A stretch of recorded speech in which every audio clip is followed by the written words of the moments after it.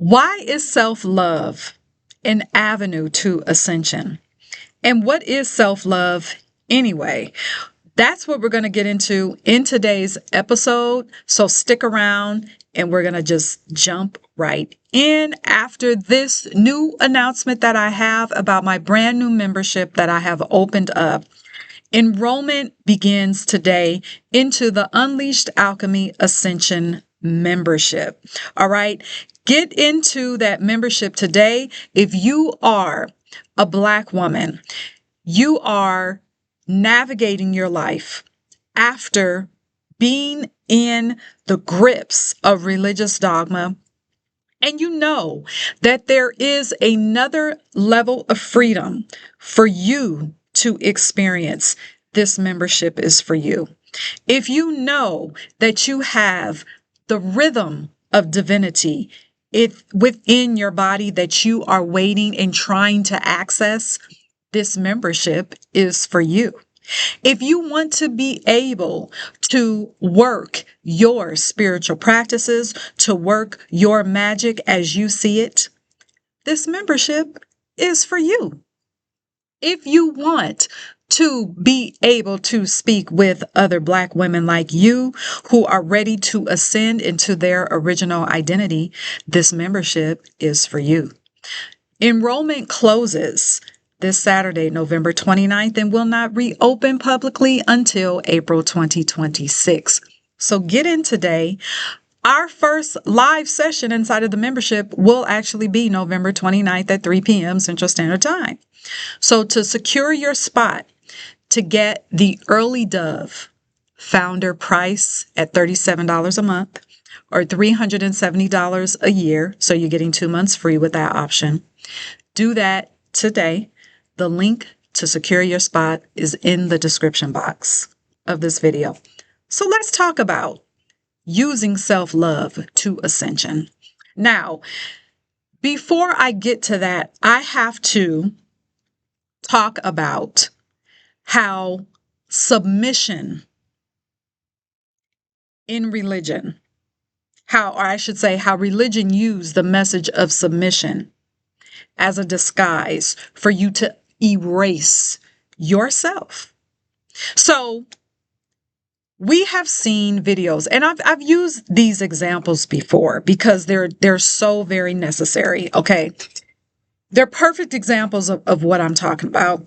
We've seen videos of prominent religious Black women speaking about how some God out there healed their marriage once their husbands decided to stop cheating on them.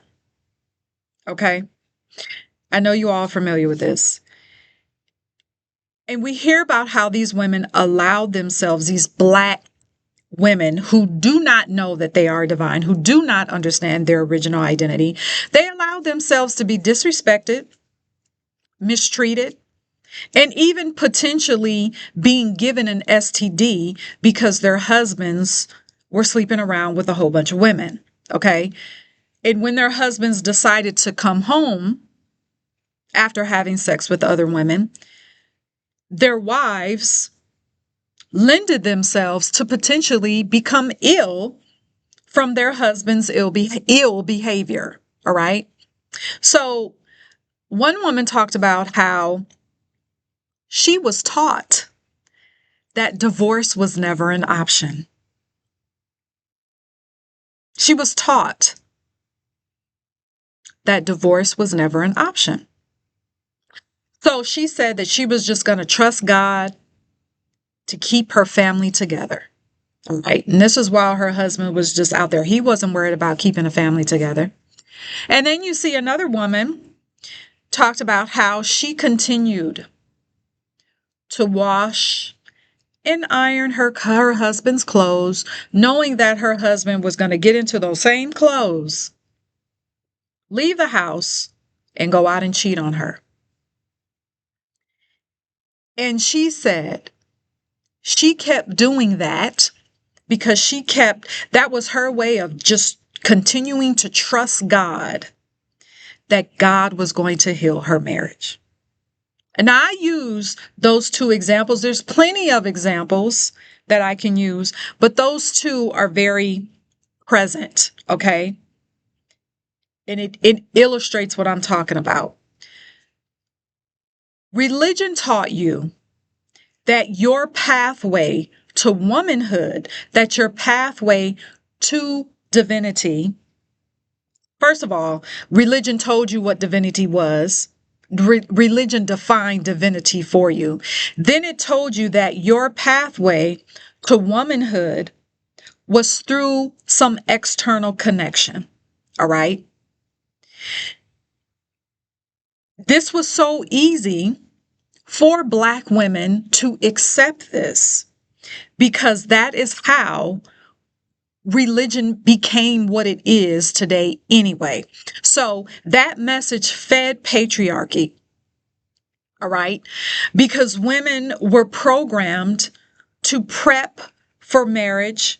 And then they were told, well, while you're prepping for marriage, you're also prepping yourself to meet Jesus, to meet God. So then God and this man that you were prepping for to pick you, to choose you for marriage, became one.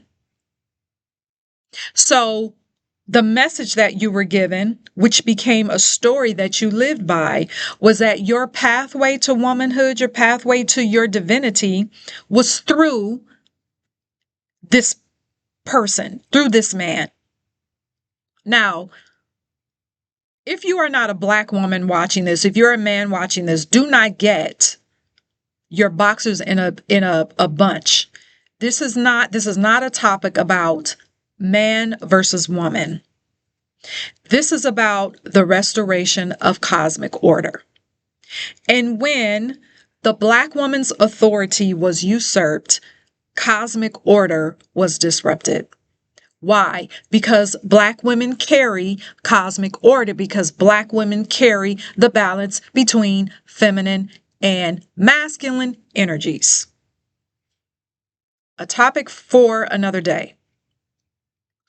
So then you get married, and your womanhood, your worth, and your validation gets tied to that man. So that's why we see Black women getting mistreated, getting mistreatment through cheating, through abuse, physical and emotional. This is why, also why Black women, and you don't see any other ethnicity of women getting this message, but you're often, Black women get the message of, oh, you have to be your man's piece. And I could never, even as a child, when I heard that, I didn't understand, still don't understand what that means. Okay. Be the man's piece, build with the man, build him up as if you're his mother. I see and still see, I have seen and still see Black women only getting this message. That is by design. Okay. Now, what does this have to do with self-love? Stay with me because we're going someplace here. But I needed to set this foundation. So the women stay married. Okay. Spewing out the message. All right. Or because this message was spewed out in religion. All right. And so what that preserved that patriarchal message. All right. So the story that your womanhood and your essence is dependent upon a patriarchal construct. It continues and continue to use and siphon your energy. So as long as you have Black women hearing that message, abiding by that message, living their life by that message, that is what continues to give energy to that patriarchal system. All right? This is not a judgment. This is an observation that you have to make as a Black woman who has had a religious experience. Because that message, if you have not done nervous system work, that consciousness, that construct is still playing out in your life. It is still playing out in your relationships. It is still playing out in how you relate to men, and how you view men, and how you view yourself. So what does this have to do with self-love? Well, if you can listen to a message tell you that you are confusing to get you to confuse endurance of suffering with love, to confuse endurance of mistreatment with your womanhood, no, you're not going to have any concept of self-love, self-sovereignty, or autonomy,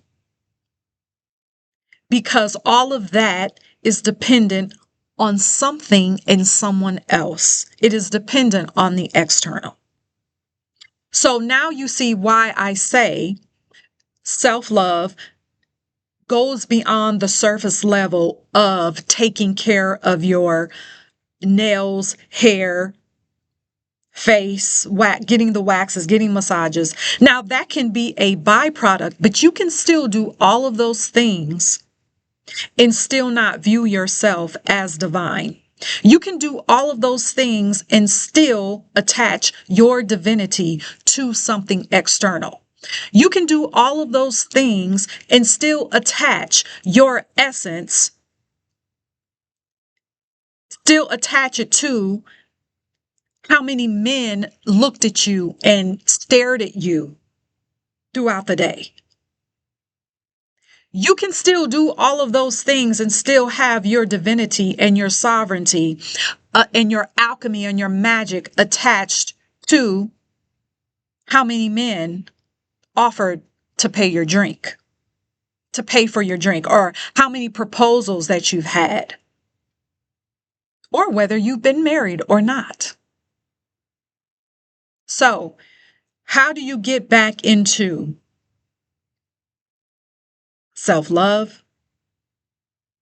You focus on your self-mastery, which is part of you embracing your divinity, embracing your autonomy. That's what our Black ancient mothers did. Our Black ancient mothers did the choosing of their men. They didn't sit, the concept of our Black ancient mothers attaching their magic to being picked by a man to be chosen, that was not a concept. Why? Because our Black ancient mothers were not born under patriarchy. They were not born, they were the first women to not be born under a patriarchal construct. So, self-love equals self-mastery. So how do you get there? So let me just give you, before we go, I want to give you this. I want you to ask yourself this question.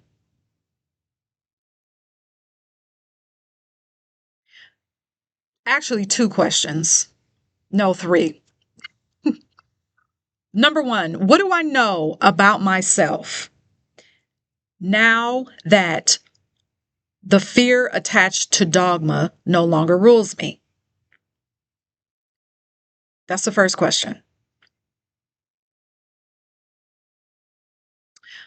And the second question is this: what do I know to be possible when I accept love for my divinity, love for my being? And what aspect of me have I pushed away that I need to embrace? How are those questions helpful to you? Because when you're asking yourself those questions, when you're saying the question out loud, if you wait long enough, if you sit in silence long enough, you're going to get answers. Those questions are activating. They're an activation. It's activating your nervous system. It's activating your cells to wake up and say, okay, wait, we're expanding here. The questions are for expansion. So yes, the answers are going to come. And what you're also going to see happen is that as you answer those questions, then you're going to start seeing where blind spots of that religious dogma, especially where what we just talked about is concerned, you're going to see where that is still playing out in your life, and you'll be able to observe it, not to judge it, but just to observe it and say, okay, I see that that's there. I see why that happened because of the way that I expressed myself through that consciousness. Well, that consciousness is no longer. So this is, from now on, this is how I'm going to show up as the divine. Okay? So this is part of what, this is what I support you inside of the Unleashed Alchemy Ascension membership. Okay? So don't forget, enrollment closes November 29th at 9 a.m. Central Standard Time and will not open up publicly again until April 2026. When it opens up again in April 2026, the price will be more. It will be higher than $37 a month. Okay. So secure your spot. All right. And get into the membership. And I will see you on our first live session inside of the membership this Saturday at 3 p.m. Central Standard Time.